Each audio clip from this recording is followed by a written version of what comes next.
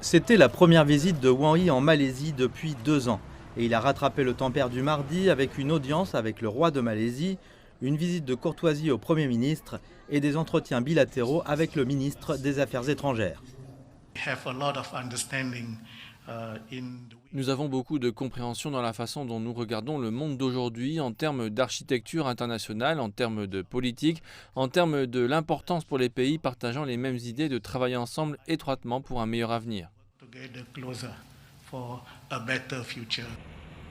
La Chine est le plus grand partenaire commercial de la Malaisie depuis 2009 et aussi son plus grand investisseur étranger ces dernières années.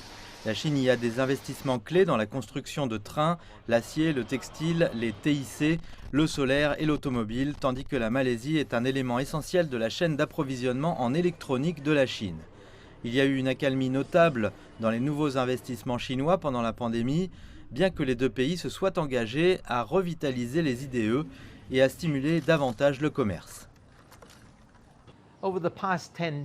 Au cours des 10 derniers jours, Wang Yi s'est également rendu en Thaïlande et aux Philippines pour des entretiens bilatéraux, a rencontré au Myanmar les 4 autres pays qui partagent le fleuve Lansang-Mekong et a assisté à la réunion des ministres des Affaires étrangères du G20.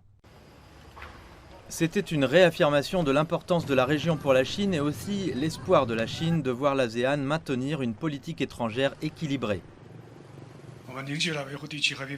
Nous avons également construit un consensus politique sur le maintien de la paix et de la stabilité dans la région et nous défendrons le multilatéralisme et le régionalisme ouvert.